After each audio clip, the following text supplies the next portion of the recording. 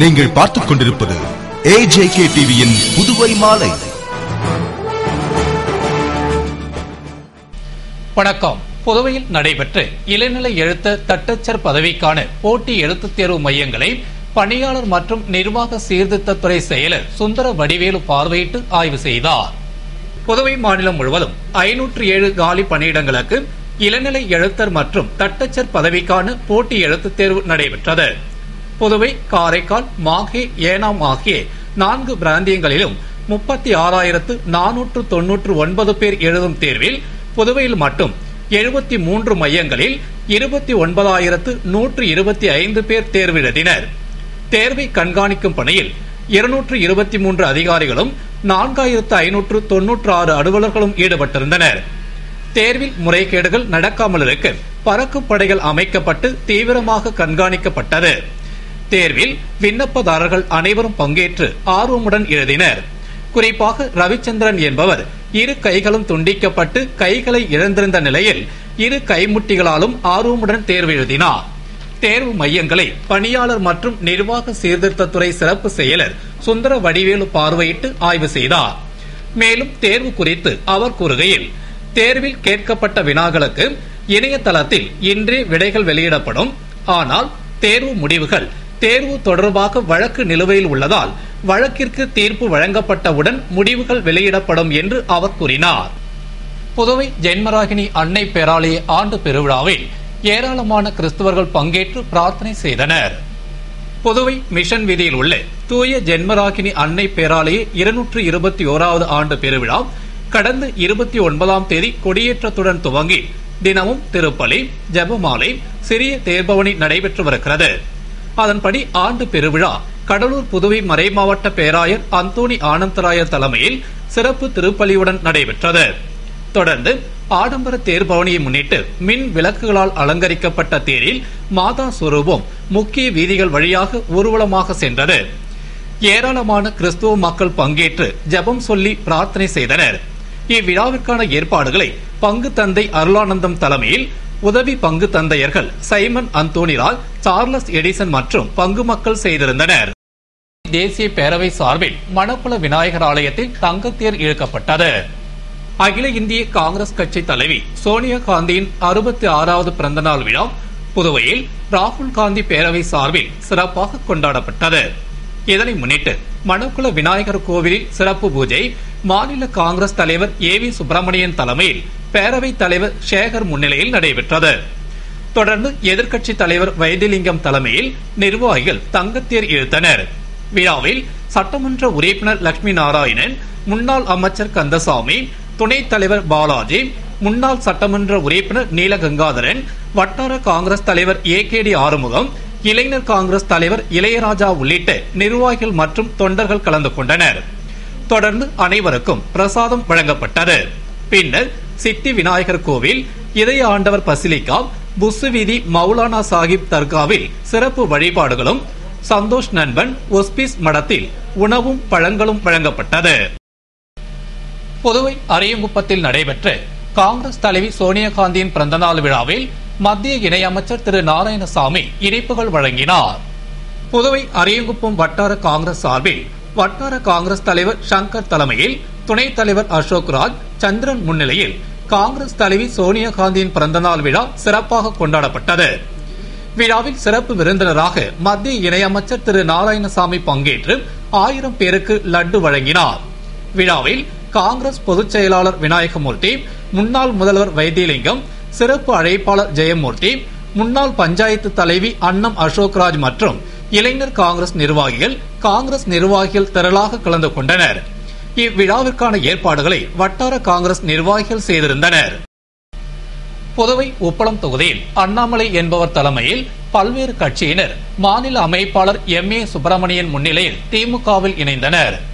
புதுவை உப்பளம் தொகுதி நேதாஜி நகர் வார்டைச் சேர்ந்த அண்ணாமலை என்பவர் தலைமையில் பாபு, இருதயராஜ், மணி, பிரகாஷ், இருதயராஜ், முரளி, மதிவாணன் உள்ளிட்ட முக்கிய பிரமுகர்கள் 300க்கும் மேற்பட்டோர் பல்வேறு கட்சிகளிலிருந்து விலகி திராவிட முன்னேற்ற கழக மாநில அமைப்பாளர் MA சுப்பிரமணியன், பொருளாளர் அனிபால் கென்னடி முன்னிலையில் திமுகவில் இணைந்தனர் மற்றும் அமைப்பாளருக்கு சால்வை அணிவித்து கௌரவித்தனர்.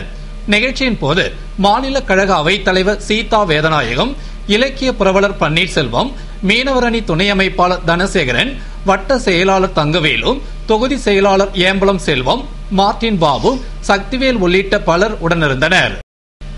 புதுவை இந்திராநகர் தொகுதியில் வட்டார காங்கிரஸ் தலைவர் ஏகேடி ஆறுமுகம் தலைமையில் உள்ளாட்சி தேர்தல் குறித்த ஆலோசனை கூட்டம் நடைபெற்றது.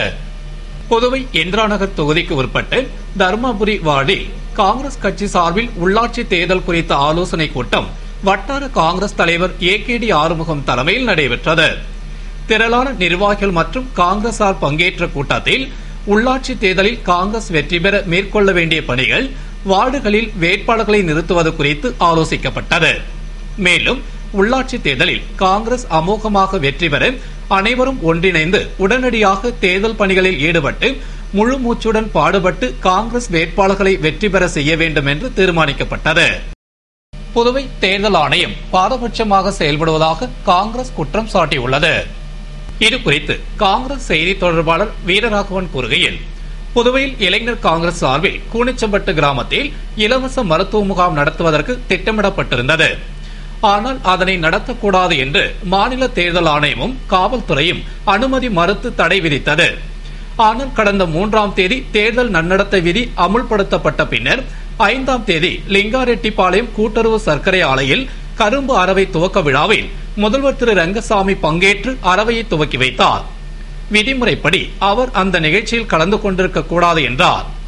மேலும் நடுநிலையோடு செயல்பட வேண்டிய தேர்தல் ஆணையம் இதனை எப்படி அனுமதித்தது என்றும், ஆளும் கட்சிக்கு ஒரு சட்டம், எதிர்க்கட்சிக்கு ஒரு சட்டமா என்று கேள்வி எழுப்பிய அவர், தொடர்ந்து தேர்தலுக்கு முன்பே ஆளும் கட்சியின் அத்துமீறலை கண்டிக்க தயங்கும் தேர்தல் ஆணையம் உள்ளாட்சி தேர்தலை எப்படி நடுநிலை தன்மையோடு நடத்தப் போகிறது என்று பொதுமக்கள் மத்தியில் சந்தேகம் எழுந்துள்ளது என்றும், இதற்கு மாநில தேர்தல் ஆணையர் உதிப் ரே பதில் சொல்ல வேண்டும் என்று அவர் கூறினார்.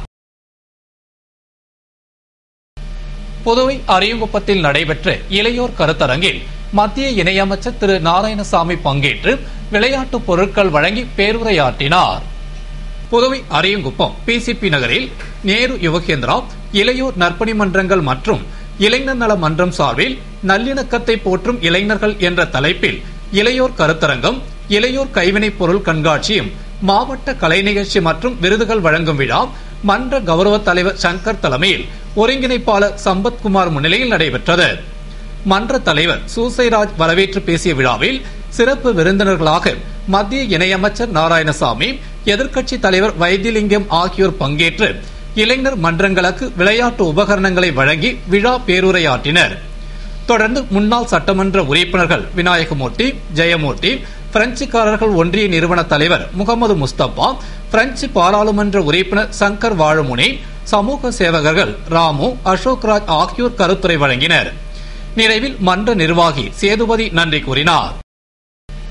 புதுவை அரசு மகளிர் மற்றும் குழந்தைகள் மருத்துவமனை அருகே வட்டார காங்கிரஸ் தலைவர் ஏகேடி ஆறுமுகம் தலைமையில் காங்கிரஸ் தலைவி சோனியா காந்தியின் பிறந்த நாளை முன்னிட்டு அன்னதானம் வழங்கப்பட்டது. புதுவை எல்லைப்பிள்ளைச்சாவடி ராஜீவ்காந்தி அரசு மகளிர் மற்றும் குழந்தைகள் மருத்துவமனை அருகே அகில இந்திய காங்கிரஸ் தலைவி சோனியா காந்தியின் பிறந்த நாளை முன்னிட்டு கதிர்காமம் வட்டார காங்கிரஸ் தலைவர் ஏகேடி ஆறுமுகம் தலைமையில் அன்னதானம் வழங்கும் நிகழ்ச்சி நடைபெற்றது.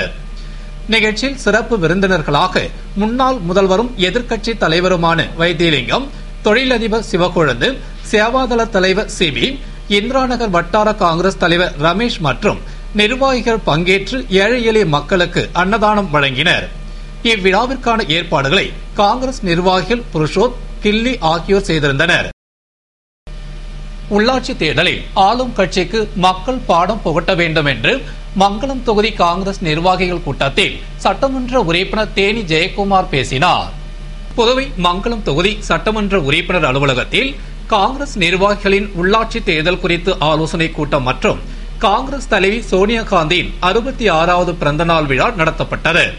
கூட்டத்திற்கு சட்டமன்ற உறுப்பினர் தேனி ஜெயக்குமார் பங்கேற்று தலைமை தாங்கி அனைவருக்கும் தலைவியின் பிறந்தநாளை முன்னிட்டு இனிப்புகள் வழங்கி பேசுகையில், உள்ளாட்சி தேர்தலில் அனைத்து தொகுதிகளிலும் காங்கிரஸ் 100% வெற்றி பெற அனைவரும் பாடுபட வேண்டும்.